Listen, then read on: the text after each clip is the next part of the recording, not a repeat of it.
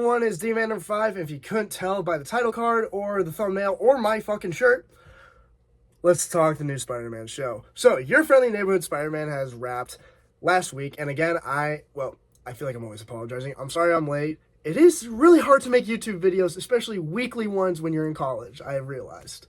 So, I wanted to do episode by episode reviews every week, but Marvel decided to overfeed us and give us 3 episodes a week. That's just great. Along with Invincible coming out, it's been really hard to deal with that, so I had to make the tough decision, and I hate doing this. I'm just going to do a full season review, give my thoughts, and that's it. I'm sorry, I really want to do weekly episodes, but they overdid it as much as I love it. So here's my reason for why I think they did 3 episodes a week, because they probably thought the show wouldn't do so well. So they're like, we should just give them as many episodes as we can to keep people hooked.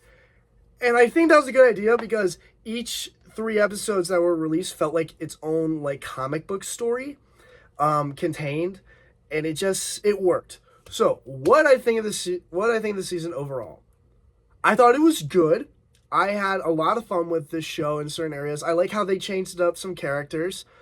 Some characters didn't like how they changed up, but I thought it was a good start for something that could be spectacular. But let's get into it. So, my problems with the show. I want to get my problems with the show out of the way as much as possible. So my problems with the show, I mentioned this in my last video. The voice actor for Peter Parker is alright. It's just the lines they give him are really cringy. It's hard to like listen to this character talk without like cringing as he's Peter Parker. But when he's Spider-Man, his writing is a little bit better. I think it's because people love writing for Spider-Man, because that's like the best character to write for. But it's really hard to write for Peter Parker. And there is a bit of an unwritten rule when you write Spider-Man and Peter Parker. When he tells a joke, you, the audience, should not feel annoyed by him. The villains should. I felt annoyed a lot when he was Peter Parker and sometimes Spider-Man. But other than that, I thought it was a good take on the character. And I'm really excited to see where he goes. Also, his suit in the finale looks amazing. I wish this is how the suit looked in the MCU without all the lines and everything, but I really loved it. The finale was really, really good. I liked how we finally got to see like this is basically like what if Marvel had the rights to Spider-Man for the MCU, and I really like how they did this. We've got Scorpion, who takes on the 110th gang, who is now being ruled by Lonnie Lincoln, who's now going by the name of Tombstone. I was right about that one, but if you know Spider-Man comics and you know who Lonnie Lincoln is, that's a no-brainer. But I really, really liked how they did Lonnie's character this season. He had to make these tough choices, but he was already set down a good path, but he had to make tough choices for the people that he liked, people that he loved, and it was really heartbreaking to see him go through like this path, but it was such good writing. It was really good. I liked how it was very dramatic too. Everything with Lonnie's character arc throughout this entire season was way better than Peter's, because it to me felt like this is what Peter should like. Not the same kind of like drama, not the same kind of thing. Completely different characters, but like. In this show, it felt like Peter never had to make, like, a tough decision as much. Like, yes, he had to keep his secret identity, but, like, there wasn't anything that was super, like, intense that he had to decide, other than, like, when he had to, like, not kill Scorpion. But Lonnie stopped him. Also, the parallels in that scene, very much No Way Home inspired. I am calling that one out. Even with him holding up the, like, villain's main, like, weapon. Also, I love how this show gave Spider-Man the Invincible treatment, which is just beat the shit out of your main character. So good, because right when I saw this happening, I immediately was zoomed back in. Like, I was on my computer taking notes of the show and, like, doing other stuff, and then I see the first fight with him and with Spider-Man and Scorpion, and it's the Invincible treatment. I just go, oh, the show's interesting.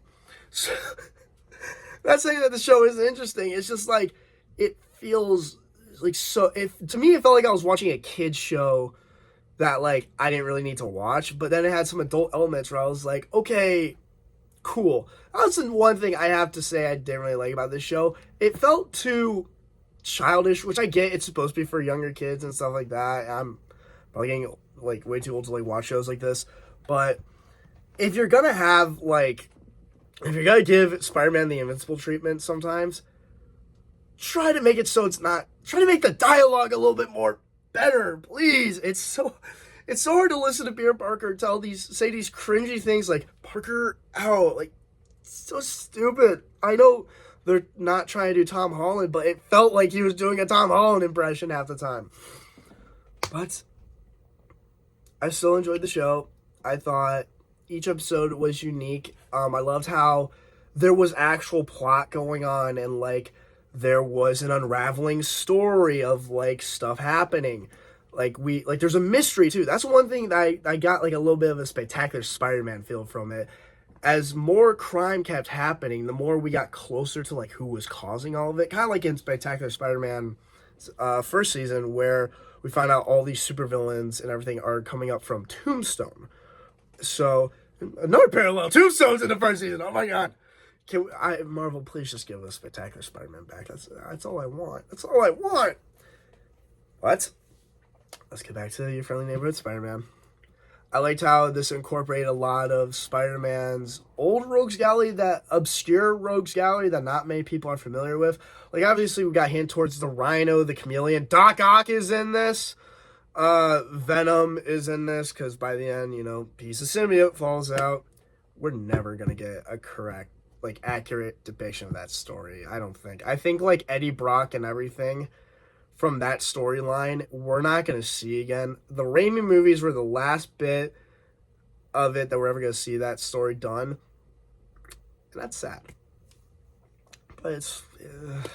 one day someone will write it correctly. Hopefully in the live-action MCU. But...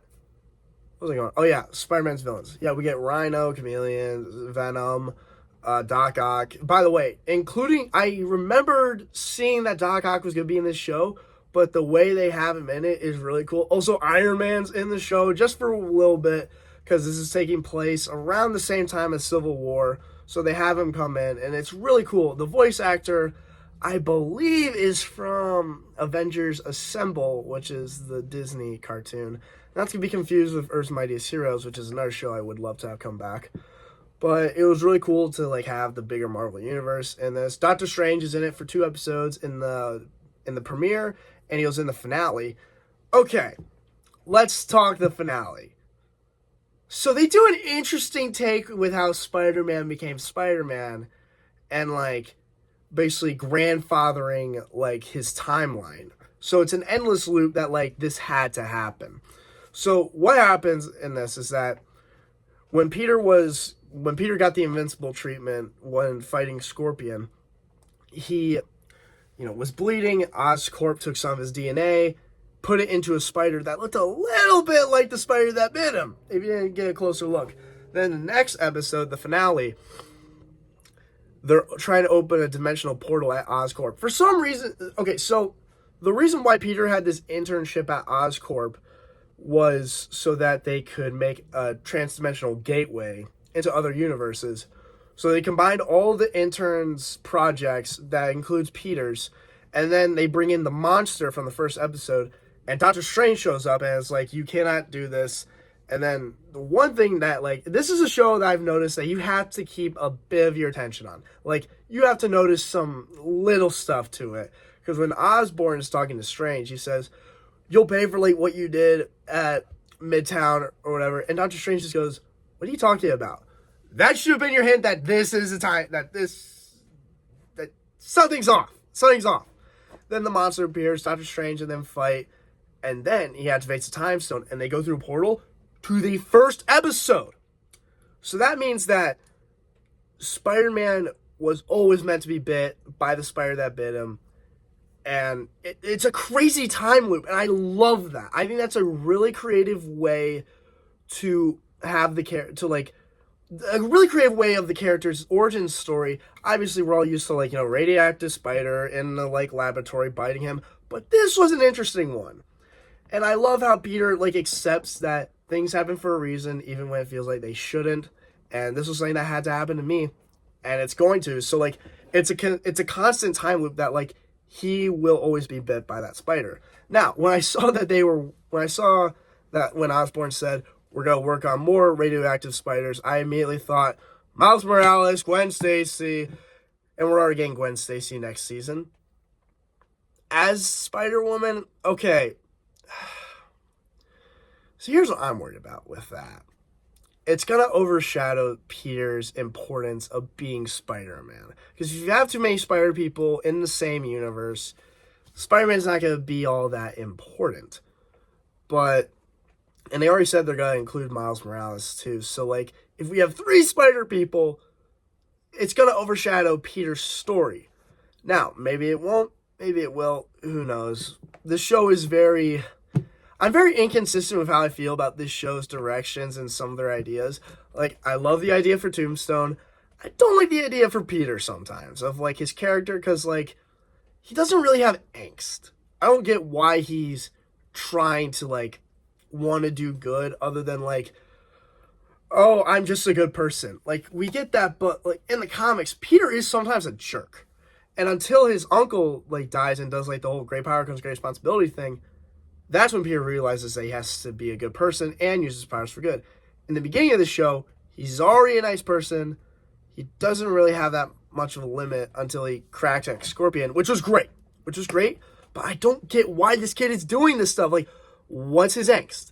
What is it? Like, why? Like, he's a good person, and then when he gets the powers, he's still a good person. He doesn't go through, like, the whole trial, and that's one thing that I'm not really happy with that this show did. It skipped over the big angst part of Peter Parker. But it was still a good show to watch. The animation was very, very interesting. I liked how it combined a lot of the MCU over design, but then when we got to characters that like are very well known, they like simplified their designs. Like the Rhino, he doesn't show up as the Rhino, but his character looks like the one from the comics, and then Doc Ock shows up, and he looks exactly like he does from the comics, with some extra lining, but it's not too oversimplified. Even when Iron Man shows up, his suit is very reminiscent of the one in the old 60s comics. So, moving on. No way, I lost my track. Yeah, Iron Man. But, let's continue.